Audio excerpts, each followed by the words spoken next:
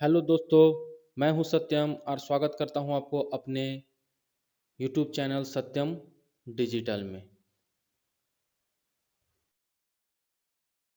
तो यहाँ पे जो खोरठा का गद भाग है, जैसे सीजीएल के लिए, झारखंड सीजीएल के लिए, उसके चैप्टर 1 जो है छाहर, आज हम उसको देखेंगे।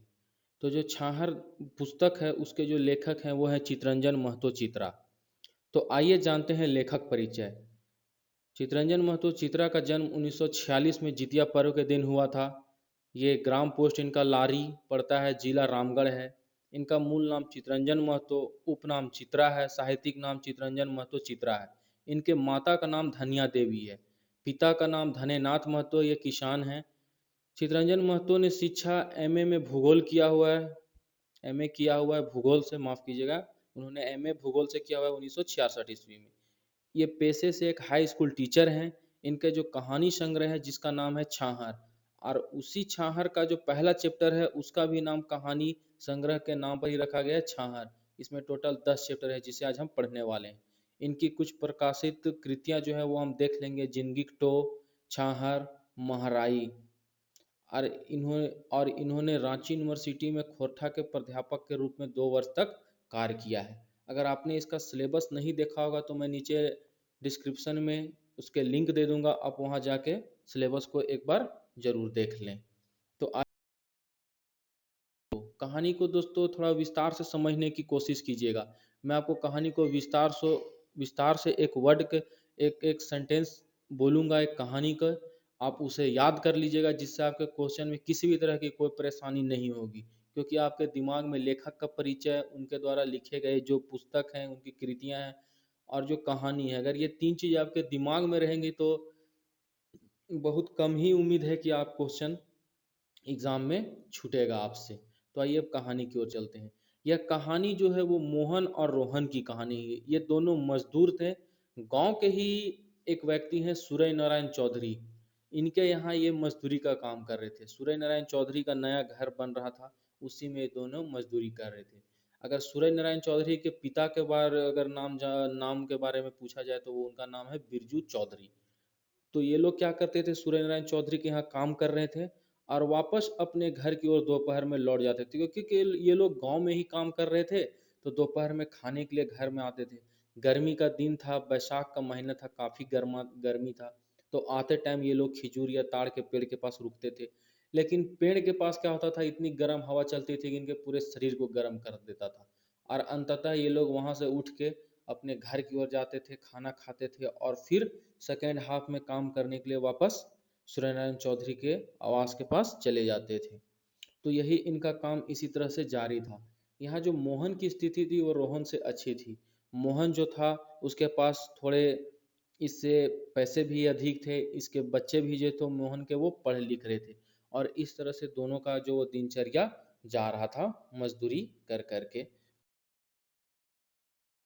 लेकिन इसी तरह जब सूर्य नारायण चौधरी का काम 15 दिन बीत गया, तो 15 दिनों के बाद क्या होता है कि सूर्य नारायण चौधरी के पास तो ईंटें होते हैं, सीमेंट छड़ सब कुछ होते हैं उनके ढलाई के लिए, लेकिन उनका बालू खत्म हो जाता है।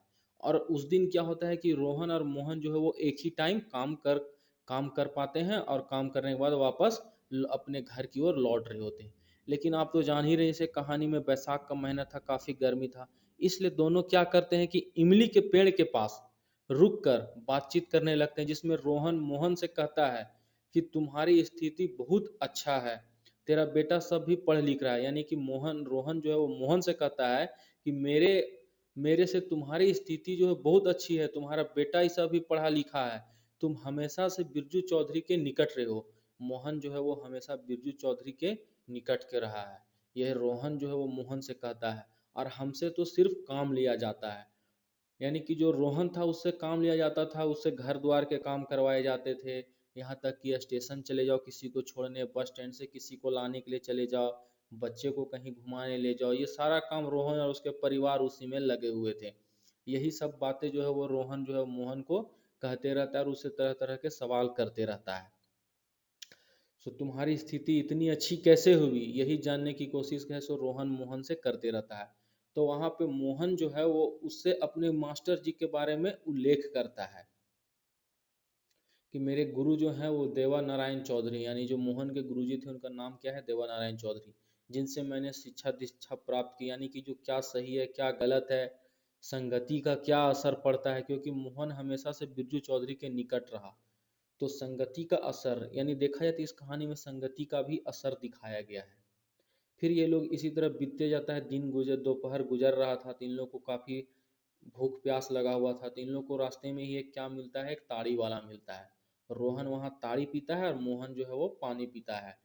ताड़ी वाला का मोहन कहता है कि और पैसे ले लो लेकिन और पानी दे दो, लेकिन ताड़ी वाला जो है वो कहता है कि पानी तो मेरे पास ज़्यादा नहीं है, मैं इससे 2 गिलास से ज़्यादा तुम्हें नहीं दे पाऊंगा, और मोहन को वो 2 गिलास पानी पिलाता है। रोहन ताड़ी पीता है, कहता है पैर हाथ धोने के लिए या ताड़ी जितना चाहिए आप ले सकते हैं, बाकी पीने के लिए मेरे पास ज़्यादा पानी नहीं है। उसके बाद दोनों वहाँ से आगे बढ़ते हैं। काफ़ी शाम हो जाता है, दोनों घर की ओर आने लगते हैं कि घर में भी लोग चिंता कर रहे होंगे कभी तक क्यों नहीं आए। तो रास्ते में ही गांव का ही एक छगन सा जो व्यापारी था या महाजन कह सकते हैं, ये गांव में ही इसकी किराने की दुकान थी, दारू के भी दुकान थी। तो वहाँ पे क्या होता है कि गर्मा गर्म पकौड़े आलू चॉप निकाल के रखा हुआ रहता है, क्योंकि उसका दुकान था, वो बेचता था, व्यापारी था, महाजन था। तो इन लोगों को भूख भी काफ़ी लगा हुआ था। वो बोलता है कि आओ यहाँ पे खा लो। तो ये लोग क्या करता है, भूखा हुआ तो था ही, तो रोहन और मोहन कहता है चलो खाते हैं। दोनों पकौड़ा और आलू चॉप खाता है। लेकिन जब पैसे देने की बारी आती है, तो जब मोहन पैसे देता है तो छगन साव क्या करता है, कहता है पैसे नहीं लूंगा, आज ये मेरी तरफ से मतलब तुम लोग पहली बार आए हो, तो इस तरह से मेरी तरफ से एक मतलब क्या समझो, उपहार समझो, जो मैं तुम लोग को खाना वाना खिला रहा हूँ, खुशी खुशी से खिला रहा हूँ।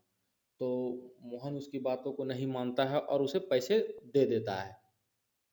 तो रास्ते में रोहन जो कहता है कि जब वो पैसे लेने लेने से इंसाफ इनकार करता है, तुम उसे पैसे देने की जिद क्यों की यार, क्यों पैसे दिए। तो मोहन कहता है रोहन से कि तुम नहीं जानते हो, आज ये आदत लगाएगा, कल इसके दारू की दुकान है, कल ये दारू पीने के लिए कहेगा, उधार भी पिलाएगा, और हम जो भी घर का सामान है वो भी बेच खुच के जो भी कमा रहे हैं वो भी सारा पैसा इसके दारू में लुटा देंगे। यही कहते हुए फिर दोनों अपने अपने घर चले जाते हैं। इसी तरह करीब 1 महीना बीत जाता है। तो जब मोहन जो है वो रोहन को अपने गुरुजी के पास ले जाता है, वो चाहता था, रोहन जो है वो चाहता था कि मैं भी गुरुजी से मिलूं, उनसे भी उन्नति के क्या शिक्षा दीक्षा है वो प्राप्त करूं। तो इसीलिए मोहन जो है वो रोहन को क्या करता है, अपने गुरुजी देवा चौधरी से मिलाने के लिए उसको लेके चल जाता है। जब वहाँ गुरुजी देखते हैं इन दोनों को, तो गुरुजी जो हैं वो हंसी मजाक से मोहन को कहते हैं, क्या मोहन एक गिलास लोगे, यानी कि वो कहते हैं कि मोहन एक गिलास दारू पियोगे, क्योंकि गुरुजी जानते थे कि मोहन जो है वो किसी भी तरह का नशा नहीं करता है, दारू मद का सेवन पान नहीं करता है, इसीलिए गुरुजी उससे मजाक में करते हैं। तब मोहन कहता है कि गुरुजी, ये मेरा दोस्त रोहन आया हुआ है, जो मेरे साथ ही काम करता है, ये आपसे कुछ शिक्षा दीक्षा प्राप्त करना चाहता है। तो गुरुजी उसको कहते हैं क्या रोहन, तब अपना छाहर वाला कहानी सुनाओ। तो रोहन को लगता है छाहर वाला कहानी, वो तो अचंभव में पड़ जाता है, भाई छाहर वाला कौन कहानी है, ये कौन सी गुरुजी सुनाने करते, वही कहते गुरुजी कहते हैं कि जो तुम कल मोहन को बता रहे थे छाहर में वहां, कि तुम्हारा कैसे उन्नति हुआ, तुम कैसे संगत में रहे अच्छा से, इसीलिए तुम्हारे साथ सब कुछ अच्छा हो रहा है, तुम्हारे बाल बच्चे पढ़ रहे हैं। मोहन के बच्चा 10वां में था, कोई इंटर ग्रेजुएशन में था, अच्छा से पढ़ रहा था। वही गुरुजी उसको कहते हैं कि वही कहानी तुम सुनाओ उनको। तो रोहन कहता है कि का सुनाए गुरुजी, आप तो सब जान ही रहे हैं, सो आप हमको भी कुछ शिक्षा दीक्षा दे, ताकि मेरा भी दिन दशा जो है वो थोड़ा सुधरे। तो गुरुजी जी कहते हैं उससे कि ठीक है, हम तुमको देंगे शिक्षा दीक्षा, लेकिन उसके लिए तुमको गुरु दक्षिणा लगेगा।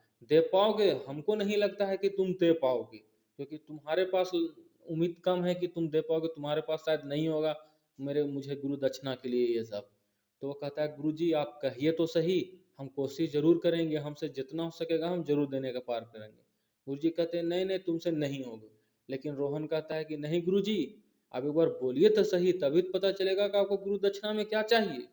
तब गुरुजी कहते हैं कि अगर गुरु दक्षिणा देना है तो हम तुमसे बस एक ही चीज मांगते हैं, कि तुमको दारू मद का सेवन जो है वो छोड़ने को कहते हैं उससे।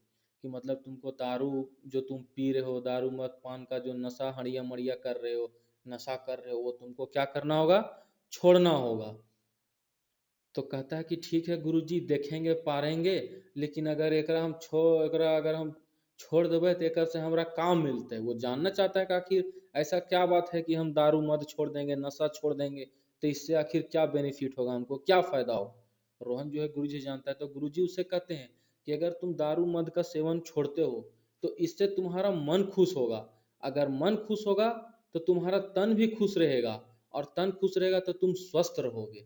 यानी कि अगर मन खुश होगा, तन खुश होगा, स्वस्थ रहोगे तो तुम ज्यादा से ज्यादा काम कर सकोगे, ज्यादा ज्यादा दिमाग को अच्छे जगह पर सही जगह यूज कर सकोगे। क्या सही है क्या गलत है उसका निर्णय ले सकोगे, ज्यादा काम कर सकोगे तो सब कुछ तुम्हारे जो जीवन में जो दुख तुम्हें नजर आ रहे हैं उन सबको तुम सुख में बदल सकोगे। तो इसके लिए तुम्हें सबसे पहले दारू मद यानी नशा जो तुम कर रहे हो वो तुम्हें छोड़ना होगा। इसके लिए गुरुजी उसे समझाते हैं कि जो बोर छाहर होता है वो हिंदे हुंदे लगता है। यानी कि अगर तुम खाली कहोगे कि वो ऐसे है, वो उसके पास ऐसा है, या तुम बड़े बड़े गाछ के पास बैठोगे, ताड़ के पेड़ पास, तो उसका छाहर क्या है, इधर रहता है, कुछ ही पल में सूरज घूमता है तो उसका छाहर कहीं और हो जाता है। लेकिन अगर तुम मोंझ मांझ छाहर के पास बैठोगे तो शोभे बाटे। यानी गुरुजी उसको यह कह के समझाते हैं कि इसमें अगर देखा जाए तो मेनली संगति का असर दिखाया गया है। तो वही गुरुजी कहते हैं कि अगर मोंझ छाहर तो शोभे बाटे, यानी कि अगर तुम अच्छे संगति में रहोगे तो बहुत अच्छा रहेगा, क्योंकि तुम अच्छे लोगों से अच्छी शिक्षा सीखोगे, अच्छे काम करने के तरीके सीखोगे, अच्छे से जीवन यापन करने के तरीके सीखोगे। नशा का क्या गलत प्रभाव हमारे जीवन में पड़ता है तुम उसके बारे में जानोगे। तो यही सब गुरुजी उससे कहते हैं। तो क्या ये सब तुम हमको अपने गुरु दक्षिणा में दे पाओगे, दारू मत छोड़ पाओगे, गुरुजी उससे अंतिम रूप से पूछते हैं। तो कहता है ठीक है गुरुजी, हम पूरी तरह से कोशिश करेंगे। और वो उनको यह आश्वासन देता है। और फिर गुरुजी भी ठीक होते हैं कि तो ठीक है, हम देखते हैं तुम क्या करते हो। फिर काफी देर हो जाता है तो दोनों रोहन सोहन वहां से निकलते हैं और अपने घर की ओर चले जाते हैं। हर कहानी का संक्षिप्त परिचय दिया गया है, जिसमें एक ही चीज बताया गया है कि संगति का असर, यानी आप कैसे लोगों के साथ क्या रहते हैं। तो आप इसमें बिल्कुल अच्छे से ध्यान देंगे कि क्या है नहीं है, किरदार को याद रखेंगे, कहानी को याद रखेंगे, उनसे जुड़ी घटनाएं याद रखेंगे, लेखक परिचय याद रखेंगे, उन्होंने क्या क्या लिखा है उसे याद रखेंगे। क्वेश्चन आपके इसी से आने वाले हैं। जितना ज़्यादा हो सके चैनल को सब्सक्राइब करें, वीडियो को लाइक करें और कमेंट करना तो बिल्कुल ना बने। तो थैंक्स फॉर वॉचिंग, बने रहे मेरे साथ। जय हिंद दोस्तों।